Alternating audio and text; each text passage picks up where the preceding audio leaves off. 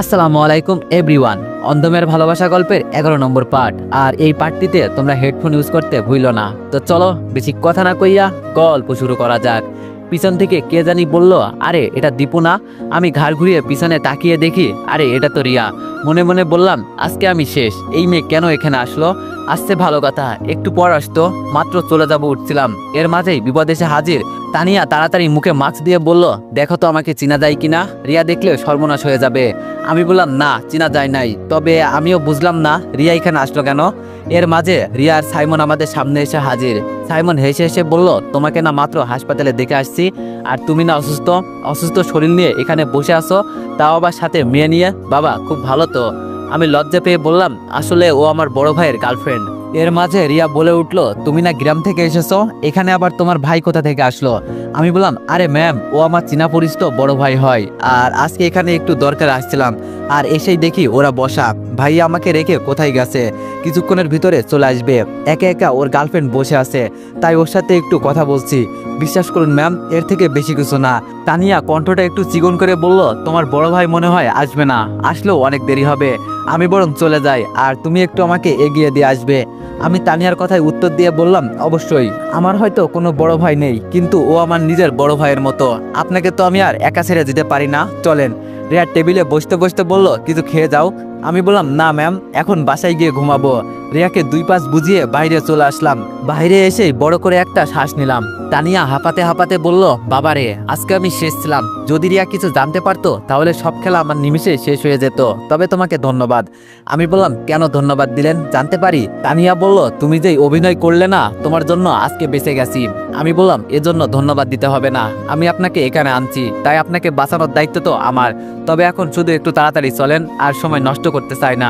তানিয়া আমার হাত ধরে বলল, এত তাড়াহুড়ো করো কেন, একটু ধৈর্য ধরো, যাবই তো।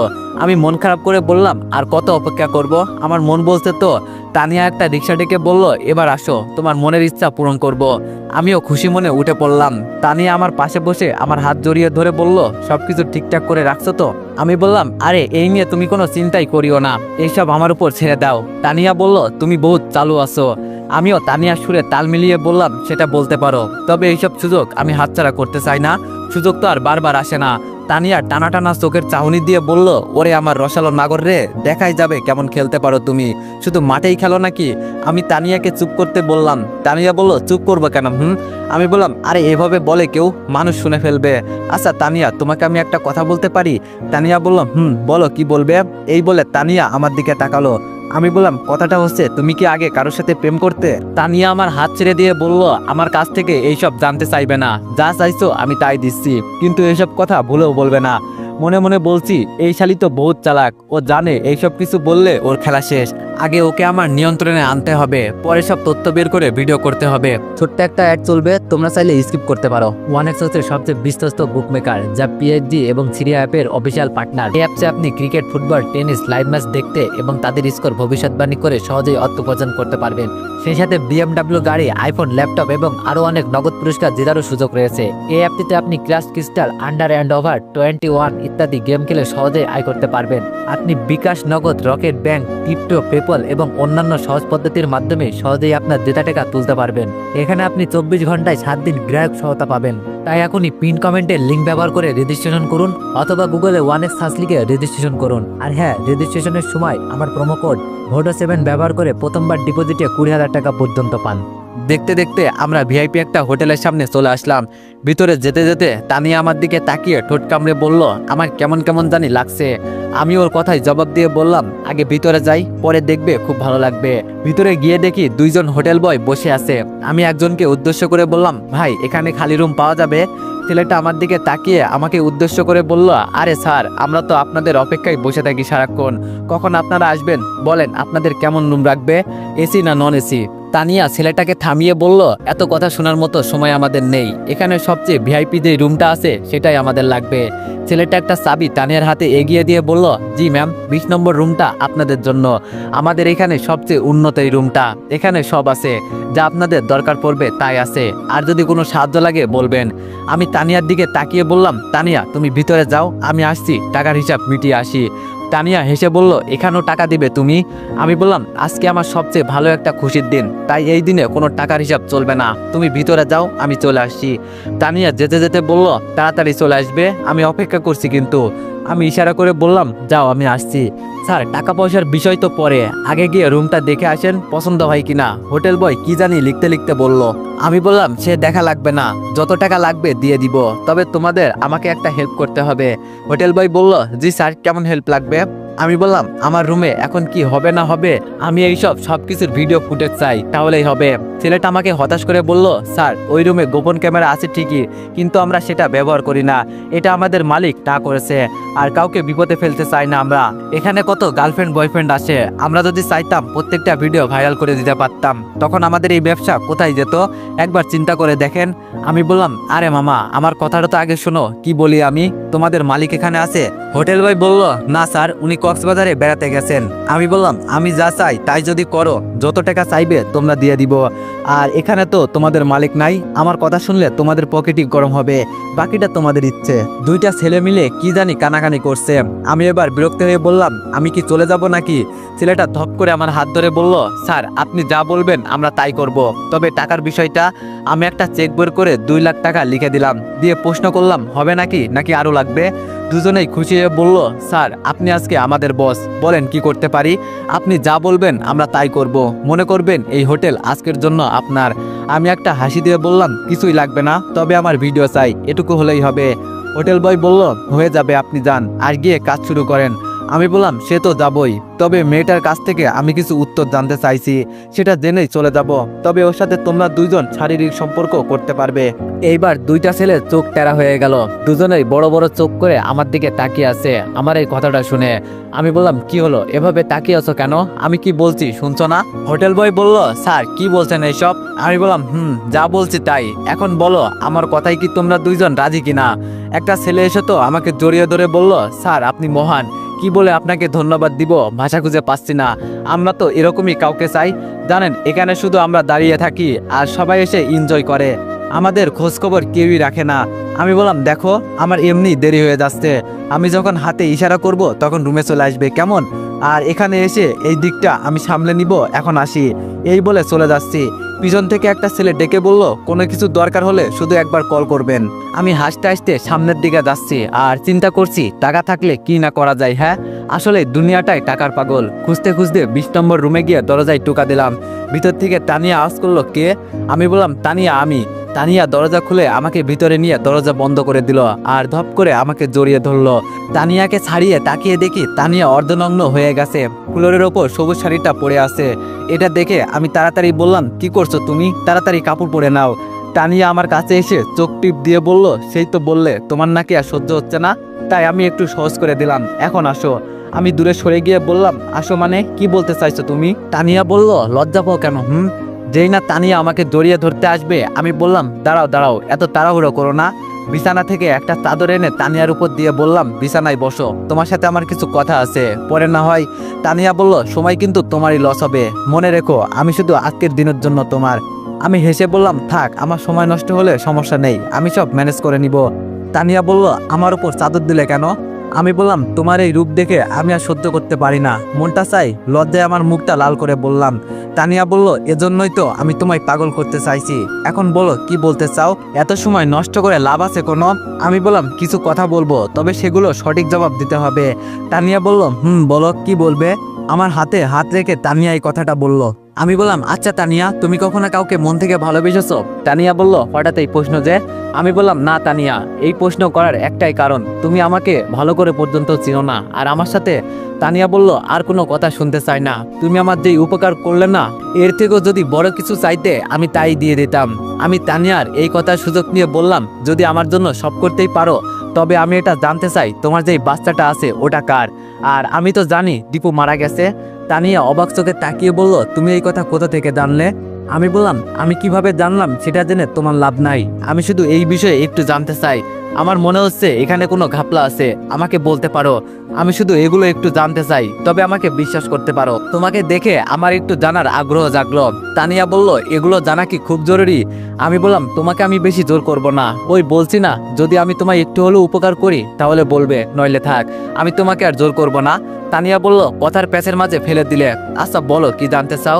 আমি আজকে তোমাকে সব বলবো, তবে আমাকে কথা দাও এইসব কাউকে বলবে না।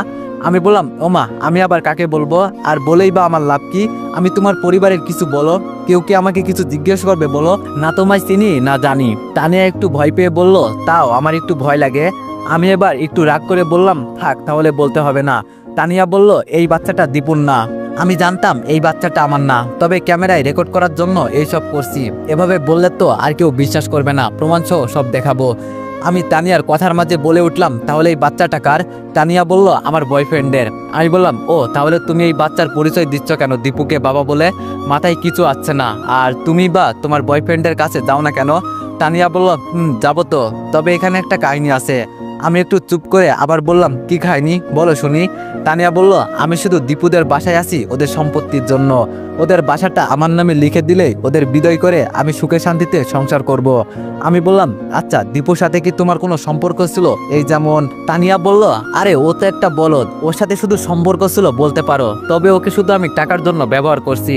আমি বললাম, সবটা না হয় বুঝলাম, তবে এখনো ওর বাসায় আছো কেন? মানুষ এগুলো জানলে কি বলবে?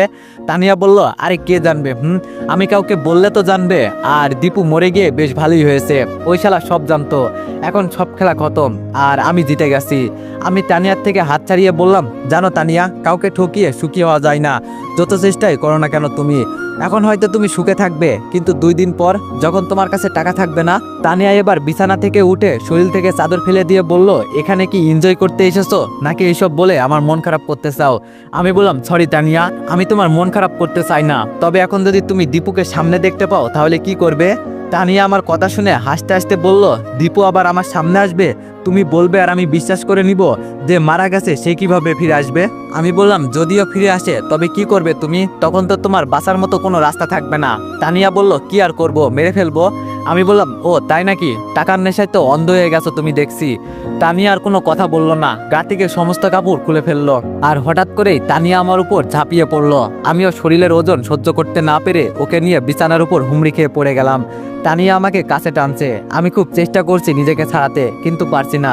আমার মনে হলো এখনই সময়, এখন যদি তানিয়ার কাছ থেকে ছাড়া না পাই তাহলে আর জীবনেও বোধহয় আমি আর এই বিপদ থেকে উদ্ধার হতে পারবো না।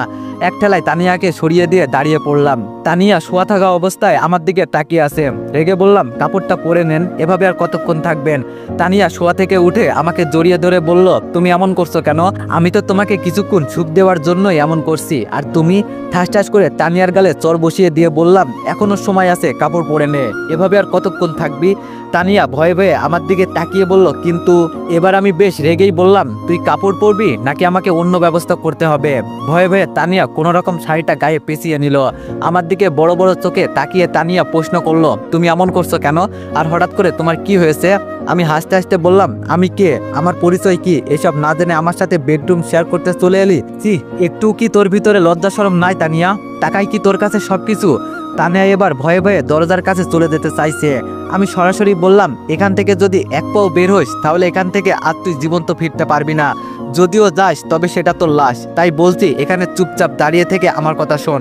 আর যদি মনে করিস আমি মিথ্যা বলছি তাহলে একবার বাইরে যা, দেখ বেঁচে ফিরতে পারিস কিনা। তানিয়া এবার ভয়ে ভয়ে কাঁপতে কাঁপতে আমার সামনে এসে বলল, সত্যি করে বলো তো তুমি কে? আমি হাসতে হাসতে বললাম, আমি কে তা অবশ্যই বলবো, তবে এখন আমাদের মাঝে যেই সব কথা হয়েছে তার সব ভিডিও হয়ে গেছে। খুব চালাক তো ছিলি এখন। এবার তানিয়া অসহায় দৃষ্টিতে আমার দিকে তাকিয়ে বলল, আমার ক্ষতি করে তোমার লাভ আছে? একবার চিন্তা করে দেখো, আমি তোমার সুখ দেওয়ার জন্যই শরীর বিলিয়ে দিতে চাইছিলাম, আর তুমি আমার সাথে এমন ব্যবহার করছো। আমি এবার দাঁড়ানো থেকে বিছানায় গিয়ে বসে তানিয়াকে বললাম, আয় এখানে বস। তানিয়া ভয়ে ভয়ে আমার পাশে এসে বসলো। এখন আমাদের মাঝে নীরবতা চলছে, আমিও কোনো কথা বলছি না, তানিয়াও কোনো কথা বলছে না, চুপচাপ বসে আছে। নীরবতা ভেঙে আমি বললাম, দীপুর কথা এখনো মনে পড়ে তোমার তানিয়া? তানিয়া আমার দিকে তাকিয়ে বলল, যে মারা গেছে তাকে মনে করে কি লাভ? আমি হেসে দিয়ে বললাম, ও আমি মারা গেছি নাকি? আর আমি নিজেই তা জানি না, এটা কিভাবে সম্ভব? এবার তানিয়া বসা থেকে উঠে পড়লো, আমার দিকে ভালো করে তাকিয়ে চেনার চেষ্টা করছে আমি কে। আমি বললাম আমাকে আর দেখা লাগবে না, আমার পরিচয় শোন। তুই যার খেয়ে আজ বেঁচে আসোস, আগে যেই বোকাশোকা ছেলের সাথে প্রেম করতি আর টাকা লুটে নিতি, বর্তমান সমাজে যার পরিচয়ে বেঁচে আসোস সেই মানুষটাই আমি। আমার কথা শুনে তানিয়ার কপাল থেকে বিন্দু বিন্দু ঘাম পড়তে লাগলো আর হঠাৎ করেই বলে উঠলো, দীপু। আমি বললাম এই তো চিনে ফেলছোস। তানিয়া এবার এক কোনায় গিয়ে চুপটি করে দাঁড়িয়ে পড়লো, কোনো কথা বলছে না, শুধু আমার দিকে তাকিয়ে আছে। আমি ওর কাছে গিয়ে বললাম, কি ম্যাডাম, আমার সাথে কথা বলবেন না? তানিয়া বলল, তুমি আজও বেঁচে আছো, আমার তো বিশ্বাসই হচ্ছে না। আমি বললাম, তুই বিশ্বাস করলে আর না করলেই বা আমার কি, এতে আমার কিছু যায় আসে না, তবে তোর কোলে যেই সন্তান সেটা নাকি আমার। তানিয়া ভয়ে কান্না করে দিয়ে বলল, আমাকে মাফ করে দাও, আমার ভুল হয়ে গেছে। আমি বললাম, আরে আরে কান্না করিস না, আমি তোকে মারবো না, তবে আমার সাথে কেন বেইমানি করলি আমি শুধু এটাই জানতে চাই। কিন্তু তানিয়ার মুখে কোনো কথা নাই, শুধু চুপ করে দাঁড়িয়ে কান্না করছে। আমি এবার ওর কাছ থেকে সরে গিয়ে বললাম, এখন আমার কাছে সব প্রমাণ আছে এই বাচ্চা আমার কি না, তাই আমি ভালোভাবে বলছি আমাদের বাসা থেকে দূরে কোথাও চলে যা আর তোর বয়ফ্রেন্ডকে বিয়ে করে সুখে শান্তিতে সংসার কর। তানিয়া বলল, আমি অনেক বড় ভুল করে ফেলেছি, তোমার সাথে এটা আমার করা উচিত হয় নাই। আমি বললাম, বাবা, ভূতের মুখে রাম রাম, কুকুরের লেজে পা দিয়ে রাখলে কুকুরের লেজ কখনো সোজা হবে না, আজীবন না। আর তুই যদি আজীবন বলিস আমি ভালো হয়ে গেছি, সেটা আমি কখনোই বিশ্বাস করব না। তানিয়া বলল, আমি তোমাকে খুব কষ্ট দিয়ে ফেলেছি না? আচ্ছা দীপু, তোমাকে একটা কথা বলি, তুমিও তো আমাকে ভালোবাসতে না, তুমি তো রিয়াকে ভালোবাসতে, এখানে আমি বা কি অপরাধ করছি? আমার অপরাধ তো শুধু এইটুকু যে আমি আমার সন্তানকে তোমার পরিচয় দিছি, এজন্য আমাকে মাফ করে দাও। সত্যি টাকার নেশায় আমি অন্ধ হয়ে গেছি। আমি বললাম, এসব বলে আমার রাগ আর বাড়াবি না, তবে তোরে একটা সারপ্রাইজ দেওয়ার আছে। হাতে ইশারা করে বললাম, কোথায় তোমরা? একটু পর দরজার টোকার আওয়াজ শুনলাম, দরজা খুলতে খুলতে বললাম, তোমার সারপ্রাইজ চলে আসছে। দুইটা ছেলে রুমে ঢুকতেই তানিয়ার দিকে তাকিয়ে বললাম, তোর না শারীরিক সম্পর্ক করার খুব শখ, আজকে ওদের দুজন তোর কাছে রেখে গেলাম, মজা করবি আর কান্না করবি, আর এখান থেকে গিয়ে সরাসরি আমাদের বাসা ছেড়ে দূরে কোথাও চলে যাবি, একেবারে আমার দু চোখের সামনে থেকে। যদি কোনোদিন আমার সামনে পড়িস না, কি করব তখন আমি নিজেও জানি না। এই বলে যেই আমি রুম থেকে বের হব, তখনই তানিয়া আমার পায়ের কাছে পড়ে বলল, আমাকে এখানে একা রেখে যেও না, বলছি তো আমি জীবনেও আর কোনো ভুল করব না, আমার উচিত শিক্ষা হয়ে গেছে। আসলে কাউকে ঠকিয়ে কেউ ভালো থাকতে পারে না, প্লিজ আমাকে মাফ করে দাও, তোমার পায়ে ধরে বলছি। আর কিভাবে তোমার কাছে মাপ চাইবো বলো? একজন হোটেল বয় বলল, থাক স্যার, মাফ করে দেন ওকে, ভুল তো মানুষই করে। আমি ওর দিকে তাকাতেই একটু মায়া হলো, কি আর করব, যতই হোক ও আমার আগের গার্লফ্রেন্ড ছিল। আমি ওকে তুলে হোটেল বয়দের উদ্দেশ্য করে বললাম, তোমাদের এখানে ভালো কোনো মেয়ে পাওয়া যাবে? একটা ছেলে মাথা চুলকাতে চুলকাতে বলল, হঠাৎ এই কথা কেন স্যার? আমি বললাম, আমি যা বলছি সেটা বলো। হোটেল বয় বলল, আছে স্যার, আপনি বললে এখনই চলে আসবে। আমি বললাম, তোমাদের যেই দুইটা মেয়ে পছন্দ হয় নিয়ে এসে এখানে এনজয় করো, আধা ঘন্টার জন্য আমি তোমাদের বাইরে সবকিছু সামলে নিব, আর এসে আমাদের ভিডিওটা দিয়ে দিবে, আমার কাজে লাগবে। দুজনেই আমাকে জড়িয়ে ধরে বলল, অনেক অনেক ধন্যবাদ স্যার আপনাকে। আমি তানিয়াকে নিয়ে বাইরে আসতেই তানিয়া বলে উঠল, ধন্যবাদ তোমাকে। আমি বললাম, থাক, আর ধন্যবাদ দিতে হবে না, আমি না থাকলে তো আমাদের সবকিছু দখল করে নিতে। তানিয়া মাথা নিচু করে বলল, এজন্য আমি অনেক অনেক সরি, আমি এখন বুঝতে পারছি আমি কত বড় ভুল করতে চলছি। আচ্ছা ভিডিওটা ডিলিট করে দাও। আমি ভিতরে গিয়ে বসে বললাম, এত সহজে ডিলিট করব না, বলা তো যায় না, তুমি আবার নতুন করে কি করে বসে থাকো? তানিয়া বলল, বলছি তো আমি সরি, আমাকে মাফ করে দাও। আমি বললাম, মা বাবার তোমাকে আমাকে মৃত বানিয়ে শান্তিতে রাখছো বলো? সমাজে বলে বেড়াইছো আমার একটা সন্তান আছে, এখন যদি সময় আমার আসল পরিচয় জানে, সবাই তো আমার মুখে থুতু ছুঁড়ে মারবে। তানিয়া চুপচাপ বসে আছে, কোনো কথা বলছে না। এখন হয়তো সবকিছু বুঝতে পারছে সে কি করেছে। হঠাৎ করে তানিয়া বলে উঠলো, এতদিন তুমি কোথায় ছিলে? আমি বললাম, এসব জেনে তোমার কোনো লাভ আছে? এখন তোমার ব্যাপারে বলো, বিয়ে করেছো তোমার বয়ফ্রেন্ডকে? তানিয়া বলল, এখনো করি নাই, তবে খুব শীঘ্রই করব, আমাদের জন্য দোয়া করবে। আমি হাসতে হাসতে বললাম, বিয়ে করার আগে এক বাচ্চার মা, ভালো ভালো, খুব ভালো। আমাদের সমাজে তোমার মতো কিছু মেয়ে হলে আমার মনে হয় বিয়েটা উঠে যেত। কি বলো, যেখানে বিয়ে ছাড়া বাচ্চা হয় সেখানে বিয়ে করে লাভ আছে কোনো? আমি একটু শুয়েও দেখলাম না তোমাকে, আর এর ভিতরে আমি বাবা হয়ে গেলাম, বিষয়টা চিন্তা করা যায় বলো? তানিয়া কণ্ঠটা ভারী করে বলল, আমাকে অপমান করা হচ্ছে বুঝি? বলছি তো আমি সরি। আমি বললাম, কই অপমান করলাম? আসলে দোষটা তোমারও ছিল না, আমিও তো রিয়ার প্রেমে পড়েছিলাম, আমার কাছ থেকে টাকা নিয়েছো এতেও আমার আপত্তি ছিল না, তবে তোমার ভুলটা শুধু এই জায়গায়, আমাদের সম্পত্তির ওপর লোভ দিলে, এটা আমি মানতে পারলাম না। একটা বাচ্চা ফ্রিতে পেতাম তাতেও আমার কোনো সমস্যা ছিল না, কিন্তু তুমি আমাদের পথে নামানোর ব্যবস্থা করছো, এটা আমি মেনে নিতে পারলাম না। দুনিয়াটা বড় আজব জিনিস জানো দীপু, এখানে টাকা ছাড়া বাঁচা অসম্ভব। টাকা না থাকলে কেউ তোমাকে দামই দিবে না। আমি বললাম, এতই যখন টাকা ছিল তো টাকা ইনকাম করতে পারো না? ও চিন্তা করো অন্যকে কিভাবে মেরে টাকা ইনকাম করা যায়। এর মাঝে দুইজন হোটেল বয় এসে বলল, স্যার আপনাকে অনেক অনেক ধন্যবাদ, আজকে যেই এনজয় করছি আপনাকে ধন্যবাদ দেওয়ার মতো কোনো ভাষা খুঁজে পাচ্ছি না।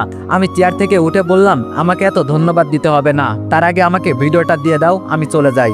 এর মাঝে তানিয়া বলে উঠলো, ভিডিওটা কি তোমার খুব দরকার? বলছি তো আমার ভুল হয়ে গেছে, আমাকে মাফ করে দাও। আমি বললাম, রাস্তার কুকুরকে বিশ্বাস করা যায় কিন্তু তোমাকে না। তানিয়া চোখ লাল করে বলল, নিজের কবর নিজেই খোঁড়া শুরু করলি দেখছি। বলছি তো দীপু আমার সামনে আসলে মেরে ফেলবো। তানিয়া হাতে ইশারা করে বলল, এই তোরা দাঁড়িয়ে আসোস কেন? যা করার এখনই কর। তানিয়া বলতেই একজন হোটেল বয় এসে আমার কপালে বন্দুক ঠেকিয়ে বলল, আমাদের সাথে চল, নইলে কি হবে তো জানিসই। এবার আমি বোকা হয়ে গেলাম, যাদের জন্য এত কিছু করলাম আর তারাই আমাকে মারতে চাইছে। তানিয়া আমার হাত টান দিয়ে বলল, কিরে অবাক হয়ে গেলি নাকি? আমি হোটেল বয়দের উদ্দেশ্য করে বললাম, আমি তোমাদের জন্য এত কিছু করলাম আর তোমরাই আমাকে মারতে চাও? ছেলেটা আমাকে ঠেলতে ঠেলতে নিয়ে যেতে যেতে বলল, আমরা টাকা দিয়ে কি করব? আমাদের যেই টাকা আছে এতেই হয়ে যায়, আমরা তো দেহের পাগল।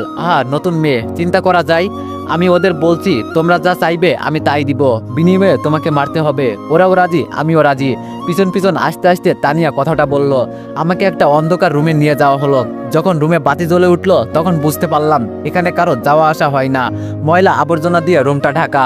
আমাকে এক ময়লা জায়গায় নিয়ে বেঁধে রাখা হলো। তবে এইসব ময়লা আবর্জনার ভিতরে একটা বিছানা সুন্দর করে সাজানো আছে, উপরে ফুল দিয়ে। তানিয়া আমার সামনে এসে হাসতে হাসতে বলল, কি বলেছিলাম না দীপু, আমার সামনে আসলে তোকে মেরে ফেলবো। এখন মরবি তুই আর আমি দেখবো। তুই বেঁচে থাকলে আমার সবকিছু শেষ হয়ে যাবে, এজন্য তোকে বাঁচিয়ে রাখা যাবে না। আমি বললাম, আমি মরলেও আমার কোনো আফসোস থাকবে না। আমার আফসোস এক জায়গায়, এখানে যার জন্য আসলাম তাকেই পেলাম না। তানিয়া বলল, রিয়ার জন্য এখানে আসলি না? তবে তুই ওর মতো কানা একটা মেয়েকে বিয়ে করে কি করবি? বিয়ে করবি আমার মতো হট কোনো মেয়েকে। নিজের রাগকে কন্ট্রোল করে বললাম, সাবধান, রিয়ার নামে বাজে কিছু বলবি না, নইলে আমি যে তোরে কি করব হিসাব নেই। পাশ থেকে ছেলেটা বলে উঠলো, মেরে দিই ম্যাম, এত কথা কিসের জন্য বলছেন? আমি বললাম, আমি তোদের জন্য কত কিছু করলাম আর ওর কথায় আমাকে মারতে চলে এলি? আমাকে লাথি দিয়ে ছেলেটা বলে উঠলো, ও আমাদের কি অফার দিয়েছে জানিস? যখনই আমরা ওকে ডাকবো তখনই ওকে কাছে পাবো। এর থেকে ভালো আর কি হতে পারে? শুধু বিনিময়ে তোকে মারতে হবে। মেরে দিলাম, এতে দোষের কি আছে? তানিয়া শরীর থেকে কাপড় খুলতে খুলতে বলল, তোর না লাইভ টেলিকাস্ট দেখার খুব ইচ্ছা, আজকে দেখ আমি কি করি, আর এরপর তোকে মারবো। আমি বললাম, ওই তখন বলছি না রাস্তার কুকুরকে বিশ্বাস করা যায় কিন্তু তোকে না। আমি তখন যে এই কথাটা মিথ্যা বলি নাই প্রমাণ করলি। আমি মনে করি তোর থেকে রাস্তার পতিতা পল্লীর মেয়েরাও ভালো আছে, ওরা অন্তত যেখানে সেখানে কাপড় খোলে না, যা করে ওদের পেট চালানোর জন্য। আর তুই সি। তানিয়া আমার কথা শুনতে শুনতে শরীরের সম্পূর্ণ কাপড় খুলে ফেললো আর আমার দিকে তাকিয়ে বলল, আমার মন যা চাই তাই করব। আমি মনে করছি এখন তোকে আমার মারা দরকার, পথের কাঁটা সরানো তো লাগবেই। যেভাবেই হোক, তাই ওরা যা চাইছে আমি তাই দিয়ে দিব, এতে কিছুই হবে না। তানিয়াকে নিয়ে দুইটা ছেলে বিছানায় শারীরিক সম্পর্কে মেতে উঠলো। আমি মাথা নিচু করে তাকিয়ে আছি। সবকিছু সামলে নিয়েছিলাম কিন্তু আমার ধারণা ছিল না এমন কিছু হবে। এখন এটাও মনে হচ্ছে এখান থেকে আর বেঁচে ফিরতে পারবো না। তবে আমার এখানে একটা খটকা লাগছে, তানিয়া সব সময়টা তো আমার সাথেই ছিল, তবে ওদের সাথে কিভাবে কথা বললো সেটাই তো আমার মাথায় আসছে না। তো এভরিওয়ান, নেক্সট পার্টের জন্য অপেক্ষা করো। ধন্যবাদ।